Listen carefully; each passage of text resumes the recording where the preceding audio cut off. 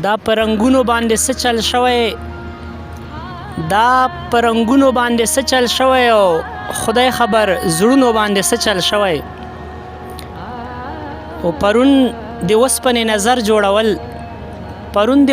نظر جوړول او نن د فکرونو باندې څه چل شوی. سلامونه اونې کې هله احترامات دوستانو پروګرام دی خیبر ولس نورلمین افریدي سره دا وخت زه موجود یم ضلع خیبر لنډي ګوتل بازار کې مینوالو ما سره پروګرام کې ناس ملما یو داسې شخصیت دی چې ډیر په ژبو باندې مهارت لري. نو جانزیب الفت صاحب مینوالو که تاسو وګورو نو جانزیب الفت صاحب پښتو ژبې لا ډیر خدمات کړي او ورسره یو قسم لا ادب لا هم ډیر خدمات کړي. نو دنه به مونږ د اردو شعرونه او هم یې درس داري نو هغه په حق لا به هم خولي کلامونه به وورو او د کوم پروګرام چې را جوړ شوی دا د خیال صاحب په وسادت سره جوړ شوی. نو یو جهان مننه سرجی تاسو ټول ناول خو تاسو ته د خبرو لس پروګرام کې هر کله اوستړي مشي. ډیره مننه سر، زه خپل هم تاسو ډیر شکرګزار یم سر چې تاسو کومې هلې ځلې کړې سر دا پروګرام د را جوړېدو او تاسو چې کوم چینل دی خیبر ولس هغه هم زه ډیر شکرګزار یم سر. یو جهان مننه سر. خیبر ولس څومره مینوال دي الفت صاحب هغه سره اول خپل ځان معرفي کو. ګرانو مینوالو، نامم جهانزیب الفت او د خیبر د سیمې اوسیدونکی یم. مینوالو ته به یو ښکلی په زړه پورې کلام ډالۍ کې نو تاسو به ډیره مننئ. د غزل مقطع د تاسو په وړاندې وي سر. په زړه صفا په خوی ماړه عاشقان څومره خواږه وي دا زاړه عاشقان. ډیر ښه او شیرات یاد د لیونتوب وختونه چې په نظر می شي واړه عاشقان. ډیر ښه څومره خواږه وي دا زاړه عاشقان او دا چې په سترګو کې خبرې کوي او لکه ګونګي لکه کاړه عاشقان او څومره خواږه وي دا زاړه عاشقان او دا د هجران لمبو وهله مخلوق لري طوفان په خله ساړه عاشقان او څومره خواږه وي دا زاړه عاشقان او دلته کې خلک مینه نه پیژني تری شي په چاړه عاشقان او دا یو ځل بیا وایو ډیر ښه زبردست. یو جهان مننه سرجی. دلته کې خلک مینه نه پیژني تری شي په چاړه عاشقان او څومره خواږه وي دا زاړه عاشقان او ډیر ښه سرجی شعر د تاسو ډالې وي سر. چرته بازار چرته د کلی ګودر او چرته د خار چرته د غره عاشقان څومره خواږه وي دا زاړه عاشقان او ترېنه به جوړه ادیره وای غټه که خخیده د یار پوره عاشقان. څومره خواږه وي دا زاړه عاشقان او طبیبه ستا په درمل نه رغیږي په یار ژوندي وي په یار مړه عاشقان. د خوښې شاعر کوم یې؟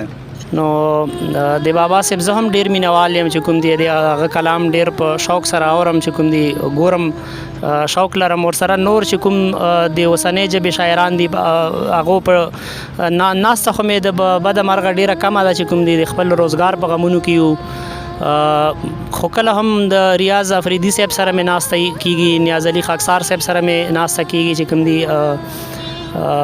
کلیم صاحب می خپل استاد پاتې شوی. حمزه بابا یو کلام دی چې ته وایې یو ځل چې حمزه څه شو زما خاورې به هم چغې کې چې دایم. واقعي امیر حمزه خان شینواري که ته وګورې خو یو ډېر نوموړی شاعر دی. الفت صاحب دا راته وایي چې شاعر سړي ته په معاشره کې خلک په کوم نظر ګوري؟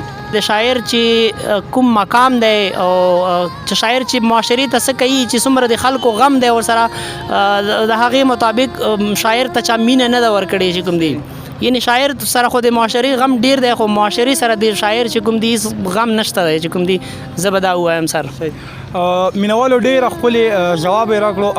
حقیقت ته شاعر سړی شاعر حاله جوړیږي چې هغه د ډېر ستونزو نه تیر شي نو د چې کومې د ژوند دغه چې کومې دا راوړي او دا یو قسم لا د غزل په شکل کې د نظم په شکل کې او د شعر په لفظونو کې راوړي او د خلکو ته یې ډالۍ کوي نو مینوالو ته که یو بل کلام ډالۍ کړو نو ډېره مننه دي ستاسو. پښتو یو غزل د ټولو مینوالو ته او خصوصا توګه د ادب مینوالو ته د ډالۍ وي.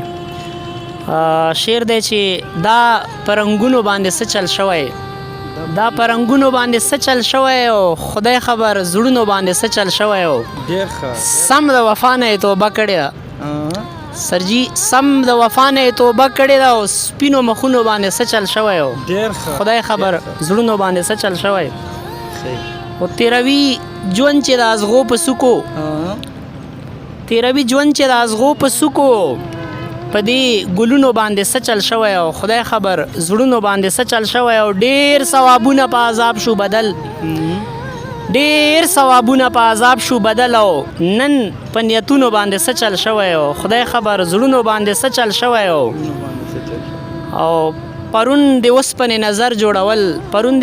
نظر جوړول او نن د فکرونو باندې څه چل شوی او خدای خبر زړونو باندې څه چل شوی او زړونه جدا دي پکې یو ځای نشول سرجي زړونه جدا دي پکې یو ځای نشول او ستا په صفونو باندې څه چل شوی او خدای خبر زړونو باندې څه چل شوی او غواړي ټکور الفته نه مې پرېږدي غواړي ټکور الفته نه مې پرېږدي او ستا په زخمونو باندې څه چل شوی او خدای خبر زړونو باندې څه چل شوی او دا پرنګونو باندې څه چل شوی.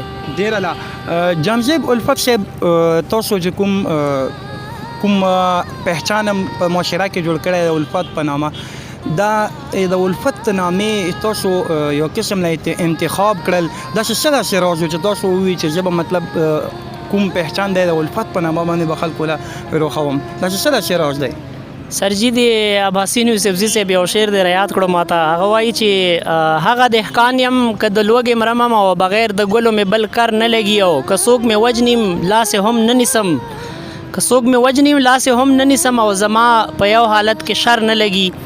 نو سرجي د تاسو چې کومه پوښتنه چې الفت تخلص مې ولې خوښ دی سر نو الفت چې کوم دی دا مینه دا محبت دی چې کوم دی مینه مې خوښه ده محبت مې خوښ دی چې کوم دی کلم مې خوښ دی چې کوم دی امن مې خوښ دی چې کوم دی خوشحالي مې خوښه ده د جنگ سره مې د ټوپک سره مې د بدنیتۍ سره مې چې کوم دی نالګي دا دښمني ده نو ځکه مې دا تخلص سر خوښ کړی دی سر چې په مینه مین یم سر. مینوالو مونږ لا یو قسم لا یو قیمتي تحفه نن په پروګرام کې مونږ لا یو شاعر په شکل کې راکړی مینوالو که تاسو وګورو ډېر ښکلي کلامونه تاسو سره شریک کړل خو اوس به مونږ اردو چې کوم شعرونه نو هغه به هم واورو تاسو سري تاسو اردو شعرونه هم ډېر ښکلي لیکلي نو که هغه مینوالو سره شریک کړل نو ډېره مننه دي تاسو.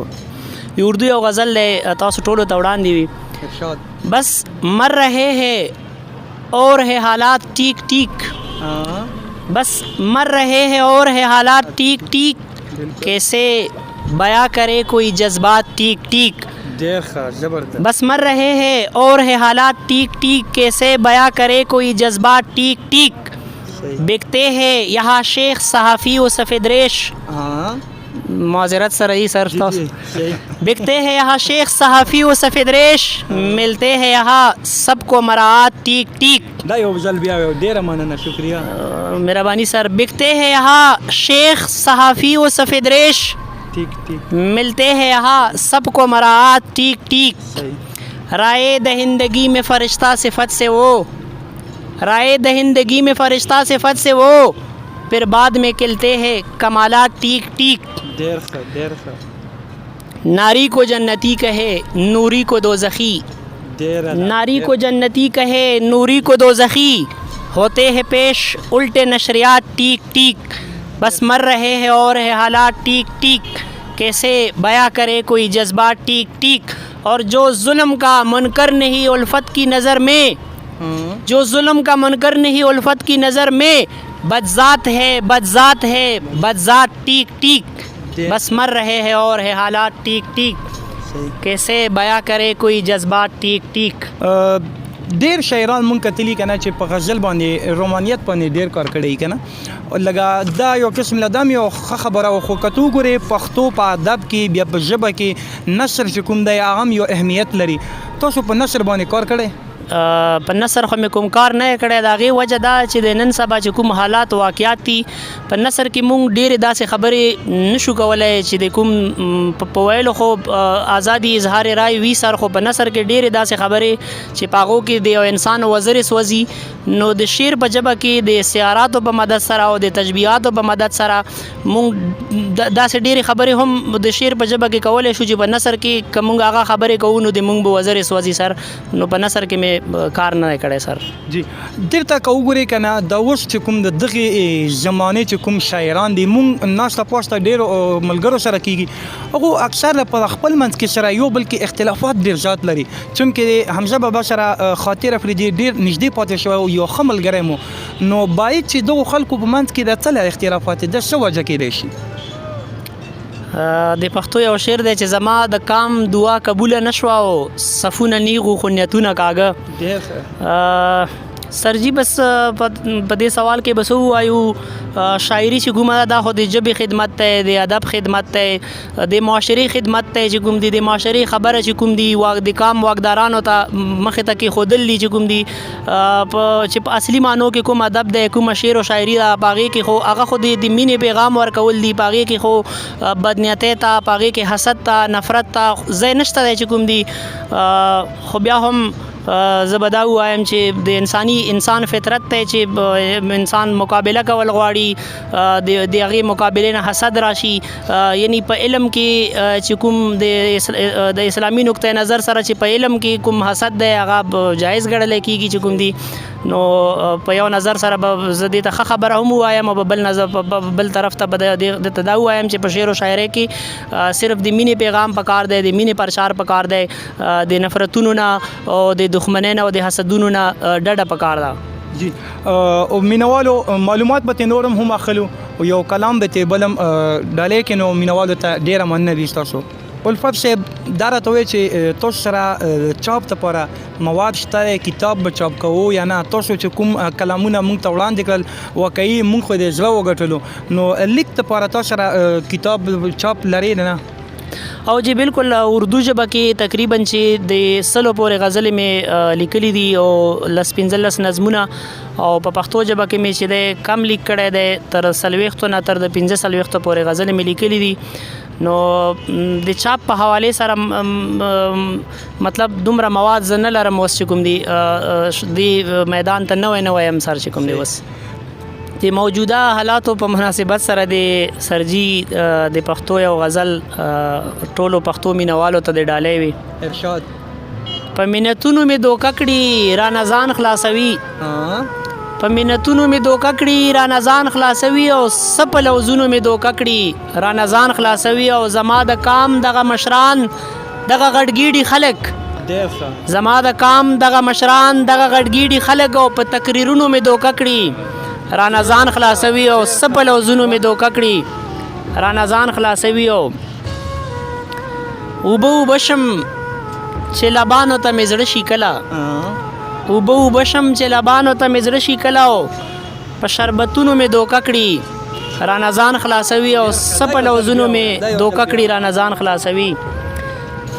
ډیره مننه سرجی. شعر دی چې اوبه وبشم چې لبانو ته مې زړه شي کله، اوبه وبشم چې لبانو ته مې زړه شي کله، او په شربتونو مې دوکه کړي را نزان خلاصوي. او ویلې چې زم اسلام آباد ته شریعت راولم، ویلې چې زم اسلام آباد ته شریعت راولم، نو اوس په چوفونو مې دوکه کړي را نزان خلاصوي، او سپ لوزونو مې دوکه کړي را نزان خلاصوي. او شعر دی چې دا د بدلون ټیکداران دغه خړسری سړی، دا د بدلون ټیکداران دغه خړسری سړی، او نن په لوټونو مې دوکه کړي را نزان خلاصوي، او سپ لوزونو مې دوکه کړي را نزان خلاصوي. او چې ورته وایم زه دې مرم، سرجی شعر دی چې ورته وایم زه دې مرم او ته دې ناستې دلته، چې ورته وایم زه دې مرم او ته دې ناستې دلته، نو په کتابونو مې دوکه کړي را نزان خلاصوي، او سپ لوزونو مې دوکه کړي را نزان خلاصوي. مهرباني سر. ډیره مننه مینوالو. داو جامجیب الفت صاحب چې کته وګورئ ښکلي کلامونه یې راوړل او ستاسو ته یې په خیبر ولس په شیشه باندې تاسو ته ډالۍ کړل. هیله لرم چې ډېر خوند هم ترې اخیستی. واقعي ډېر نوموړی شاعر دی. الفت صاحب د پروګرام په آخر کې دغو کتونکو له څه ښه پیغام هم ورکړه. دا د ما ټولو کتونکو ته پیغام دی چې یو بل سره د مینه وکړي، ورورولي دې وکړي، اخوت دې وشي، د نفرت نه دې ډډه وشي. مینوالو دا و جامجیب الفت صاحب چې خپل د ژوند ګټورې خبرې ستاسو ته وړاندې کړې. مینوالو موږ به دا کوشش وي چې د خیبر د سیمې هغه قیمتي هیرې چې کوم د کیمرې د سترګې نه پناه وي، نو موږ به کوشش کوو چې هغه راولو، ستاسو ته یې په د کیمرې په سترګه باندې مخاطب کوو.